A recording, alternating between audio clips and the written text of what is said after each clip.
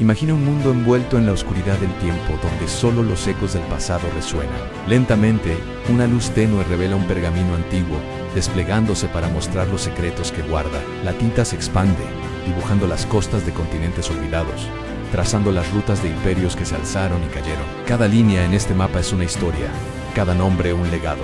Somos los guardianes de esas historias. En Crónicas del Pasado no solo contamos los hechos, les damos vida. Sentirás la tensión en el campo de batalla, la emoción de un descubrimiento que cambió el rumbo de la humanidad y la sabiduría de las voces que forjaron nuestro presente. Desde las intrigas de las cortes reales hasta las revoluciones que sacudieron civilizaciones, te llevaremos en un viaje a través del tiempo. Aquí, animamos los hechos que cambiaron el mundo. Comencemos. Antes de Aníbal, antes de los elefantes, antes del terror en Italia, ya existía un odio profundo. Cuando pensamos en las guerras púnicas, nuestra mente vuela hacia un genio militar cruzando los Alpes con su ejército, desafiando a Roma en su propio terreno. Pero la historia de esa rivalidad legendaria no comenzó con él. Para entender por qué Aníbal Barca juró odio eterno a Roma, tenemos que retroceder décadas, a un tiempo en que dos mundos estaban destinados a chocar, dos potencias, una sola dueña del Mediterráneo, Roma y Cartago. A mediados del siglo III antes de nuestra era, el Mediterráneo occidental era un tablero de ajedrez gigante. De un lado, en la península itálica, una república joven y ambiciosa estaba consolidando su poder de una manera implacable. Roma era una potencia terrestre, forjada en el hierro y el deber. Sus ciudadanos no eran solo soldados, sino campesinos que veían en la tierra un derecho sagrado. Su expansión no era fruto del azar, sino de una organización militar superior que absorbía a sus enemigos y los convertía en aliados forzosos. Su fuerza residía en la legión manipular, una formación flexible que permitía a los soldados rotar en combate para mantenerse frescos. Culturalmente, Roma se regía por el mos maiorum, las costumbres de los ancestros, que dictaban una devoción absoluta al Estado y una disciplina militar donde la cobardía se pagaba con la muerte. Cada campamento romano era una réplica exacta de su orden social, jerárquico, eficiente y letal. Con cada ciudad conquistada, con cada pueblo sometido, su influencia crecía, absorbiendo culturas y recursos, forjando un Estado unificado con una maquinaria militar sin precedentes. La mentalidad romana era la del soldado granjero: conquistar, asentar y defender. Su visión del mundo se extendía hasta donde sus sandalias podían llegar. Al otro lado del mar, en la costa de lo que hoy es Túnez, se alzaba una ciudad de riqueza y esplendor casi legendarios. Cartago dominaba los mares con una flota de quinquerremes que no tenía rival en el mundo conocido. Era la heredera directa del genio comercial fenicio, una metrópolis donde el oro fluía con la misma libertad que el agua. Era una ciudad rica, comercial, con rutas que cruzaban África, Iberia y Sicilia. Sus mercaderes controlaban el estaño de Britania, la plata de Hispania y el incienso de Arabia. Cartago no buscaba súbditos, buscaba clientes. Su imperio no se medía en leguas de tierra conquistada, sino en el control absoluto de los puertos y las aduanas del Mediterráneo. Por el contrario de Roma, el ejército de Cartago era un mosaico de mercenarios, numidias, íberos y galos, unidos solo por el oro púnico. Culturalmente, Cartago era una talasocracia sofisticada que practicaba rituales religiosos complejos y profundos, donde la élite de los sufetes gobernaba con una mentalidad pragmática. Su poder no estaba en la sangre derramada por sus ciudadanos, sino en la logística naval y la diplomacia del comercio global. Sus barcos, los más avanzados de su tiempo, transportaban metales de Hispania, grano de África y mercancías de todo el mundo conocido. Eran los dueños de las rutas marítimas, los maestros de la navegación y la diplomacia comercial. Su imperio era fluido, basado en puestos comerciales, alianzas y el control de puntos estratégicos. Eran dos filosofías opuestas: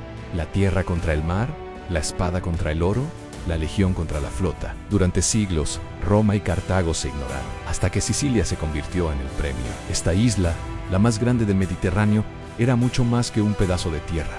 Era la joya de la corona. Quien controlara Sicilia controlaría el corazón del Mediterráneo. Era un granero fértil capaz de alimentar a ejércitos enteros. Sus puertos eran escalas vitales para cualquier ruta comercial entre el este y el oeste. Y militarmente era una plataforma de lanzamiento perfecta, una daga apuntando tanto al norte de África como a la punta de la bota itálica. Tanto Roma como Cartago lo sabían. La tensión era palpable, como una calma tensa antes de la tormenta. El detonante, como suele ocurrir en la historia, fue un conflicto aparentemente menor.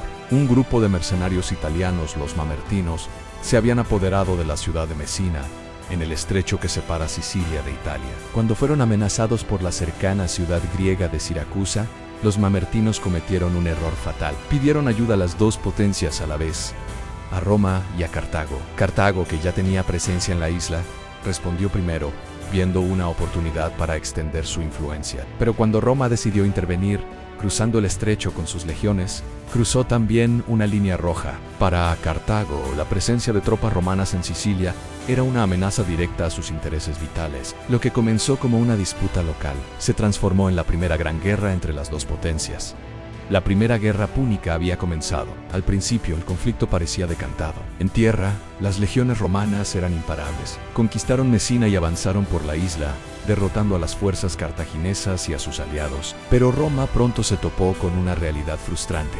Cartago era una hidra. Cada vez que cortaban una cabeza en tierra aparecían dos más en el mar. La flota cartaginesa reabastecía sus ciudades costeras, movía tropas con impunidad y lanzaba incursiones contra la costa italiana. Los romanos entendieron una lección brutal.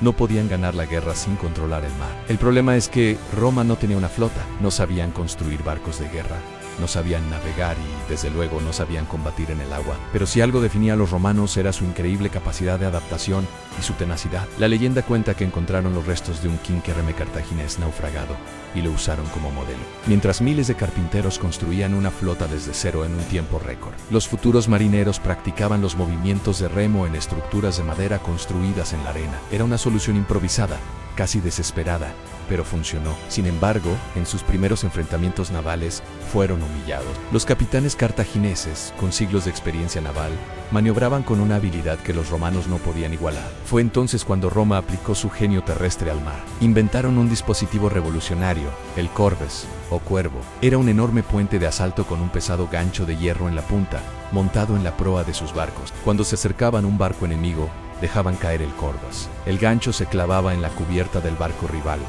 uniéndolos. La batalla naval se convertía así en una batalla terrestre sobre el agua. Las legiones romanas, expertas en el combate cuerpo a cuerpo, podían ahora abordar las naves cartaginesas y aniquilar a sus tripulaciones. El Corbes fue un cambio de juego total. Los cartagineses, acostumbrados a hundir barcos a distancia, no sabían cómo contrarrestarlo. Roma empezó a ganar batallas navales. La guerra se prolongó durante más de 20 años. Fue un conflicto de un desgaste brutal, una guerra de trincheras en el mar. Flotas enteras se perdieron, no solo en batalla, sino también por terribles tormentas que se cobraron cientos de barcos y decenas de miles de vidas en una sola noche. Ambas potencias se desangraron económica y demográficamente. Roma incluso tuvo que recurrir a la financiación privada de sus senadores para construir la última flota de la guerra, una apuesta de todo o nada. Y esa apuesta dio sus frutos. En la batalla de las Islas Egadas en el 241, antes de nuestra era, la renovada flota romana, ahora más ágil y con marineros experimentados, interceptó y destruyó a la flota cartaginesa que iba a abastecer a sus últimas tropas en Sicilia. Sin su armada, Cartago no podía continuar la lucha. Por primera vez, Cartago había sido vencida. La paz que se impuso fue humillante. Cartago no solo tuvo que renunciar a toda Sicilia, que se convirtió en la primera provincia romana, sino que también fue obligada a pagar una indemnización de guerra gigantesca, una cantidad de plata que debía paralizar su economía durante años. La derrota no solo fue militar, fue económica, y las consecuencias no tardaron en llegar. Sin dinero para pagar a los miles de mercenarios que habían luchado por ella, Cartago se enfrentó a una rebelión interna devastadora, conocida como la Guerra de los Mercenarios. Mientras la ciudad luchaba por su propia supervivencia, Roma aprovechó su debilidad y, en un acto de oportunismo cínico, se anexionó también las islas de Córcega y Cerdeña, exigiendo una indemnización adicional. Este fue el punto de inflexión. Para Cartago, la pérdida de Sicilia fue una derrota dolorosa, pero la toma de Cerdeña y Córcega fue una traición, una humillación intolerable que rompió cualquier posibilidad de coexistencia pacífica.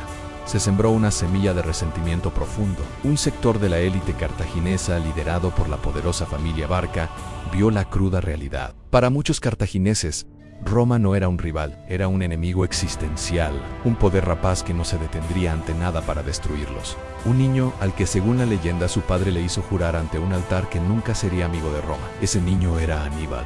La primera guerra púnica no había terminado la rivalidad, simplemente había puesto una pausa. Había creado las condiciones para un segundo asalto mucho más terrible. Una guerra que llevaría la destrucción a las puertas de Roma y que cambiaría el curso de la historia para siempre. El odio ya estaba forjado, y solo era cuestión de tiempo que volviera a estallar. Si te ha gustado, no olvides darle a like, suscribirte y activar la campanita para no perderte la segunda parte de este video. La rivalidad entre Roma y Cartago no termina acá, continuará.